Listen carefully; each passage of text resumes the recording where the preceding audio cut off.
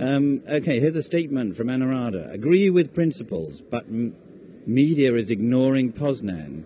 Would they if it was violent? You know, of course, there'd be some stories coming out of Poznan if it was violent, but that would get us nowhere. I mean, our goal is not to just get attention for these meetings. Our goal is to get positive attention and to get attention to what youth are doing positive attention to really push it forward. That said, there could always be more that's happening, and there could always be more media attention. You know, I think over the next couple days, the next 48 hours, I think youth will continue to step it up. We'll try and do some more high-profile actions, because you're right. You know, our voices aren't being heard as powerfully as they need to be and as powerfully as they should be. As Daniel said, you know, we're one of the largest constituencies on Earth. We're the people who are inheriting this problem, and we deserve to be heard. And so if it takes more creative actions, more bold actions, then we'll do that. But I think that, again, you know, violence doesn't get us anywhere. I don't think that that's a productive use of our time. I suppose the stunts, in a sense, are in place of violence, aren't they? They're meant to capture the headlines, get photographs in the paper. That's what they, in a sense, are designed for. I wouldn't say that they're a replacement for violence. That wouldn't be the way I'd phrase it. But I would say that they act as very visual sort of metaphors for actually the quite serious policy that's going on beneath that. So we may dress it up in sort of fun and whatever ways, but really we're dealing with the heart of the policy issues when it comes to climate change. Oh, and another question is coming up, which says, Scozzy Jet City, I told you the names were a little unusual in Second Life, from Australia. How many small countries are going to be severely affected by climate change? It's like turning into a sort of quiz here. Open question, and it really depends on how much leadership the people in the room just across from where we're sitting now are willing to take.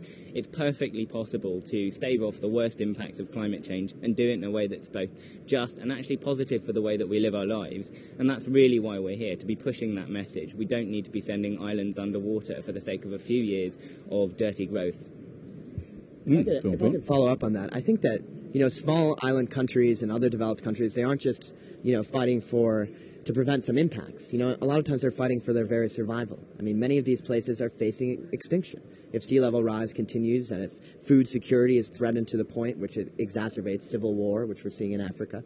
So I think that what we're trying to do as youth over the next 48 hours, actually, in particular, is to really get this idea that this is countries' survival at stake, and to get that actually into the text of this UN negotiations, so that countries are forced to say, you know, do your targets guarantee survival for these countries, or are you pushing them into extinction? And I think that's an important thing for the European Union to hear, as it fails to really come up with the targets it needs. And it's an important thing for the United States to hear as well, as we kind of set midterm targets. You know, Obama's got some good ideas, but he could be much stronger. And I think that it's really our job as youth and, you know, the viewers' job as people who are active online and can get information out there to really highlight these voices from these impacted communities and tell people it's really about survival.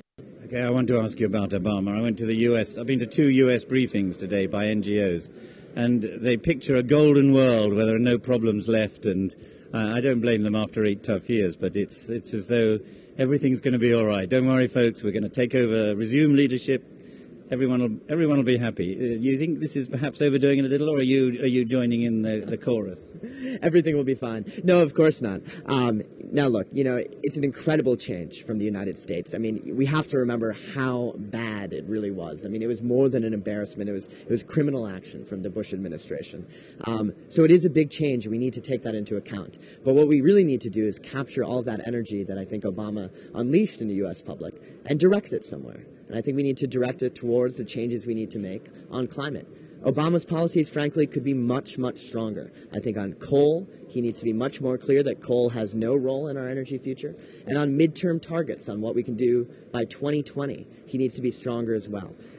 So listen, there's a lot we can do, and the important thing, if you're in the U.S., is to really start pushing now, but to do it in a way that captures that positive energy. So not to tell your neighbors, oh, Obama stinks, let's not support him, but really to get them saying, look, he talked about change, now let's actually make it happen. Because in the end, it's not about these leaders in Poznan or Obama in the White House. It's really about people getting, you know, into the streets and demanding change. Yeah, well, Daniel Vockins from the UK, like me, we're old Europe, but have you noticed a sort of Obama effect here among people you're talking to? Do you think it's keyed up lobbyists and campaigners and other groups, the fact that there is a change in the US coming? Yeah, and it's a perfect way to take us into the next year, which is really the most important year that I think humanity has ever faced. We've got a question before us, and that's whether or not we take climate change seriously. And I think Obama's really got a chance to lead here, and he's showing early good signs, but there's a lot further that he can go, and I think we're all looking forward to pushing him in that direction. Jill in Denver actually says, as in Second Life, is Obama going to make a difference, or is he another smooth talker? I'm not sure we haven't covered that, but do you want to have another bite at it? I would say both. Right. Yeah, that's pretty good, yeah. How do you guys cope with depression about the future, sleepless nights, despair? Where do you find hope? Who wants to have a go at that? I think by taking action. I mean, I think there's no point in throwing your hands up and saying there's no solution when there clearly is. Like, we've got 1 year left to deal with this, and I'm looking forward to putting every single last bit of my energy into making sure that we have a just solution to climate change. And I think that makes me feel wonderfully empowered, because I know that I'm part of the solution in dealing with it. Okay. Do people in the US get it, that the unintended consequence of overconsumption is devastating island communities? Well, that's obviously directed at you, Jamie. You're our US representative today. Consuming and consuming more. I think yes and no.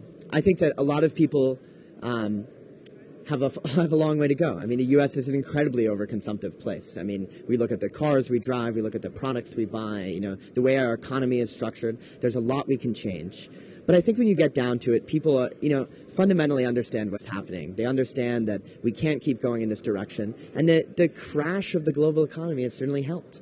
I think that's provided us an opening to look at people and say, this is not sustainable for the environment, for the economy, for our communities, and for ourselves, I think, as well.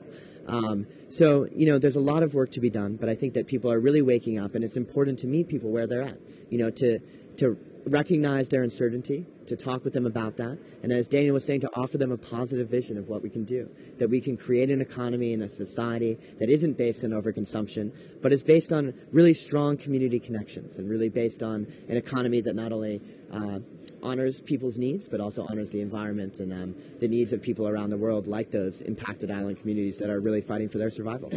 You don't look as though you've been consuming too much. Trying to stay thin, yeah.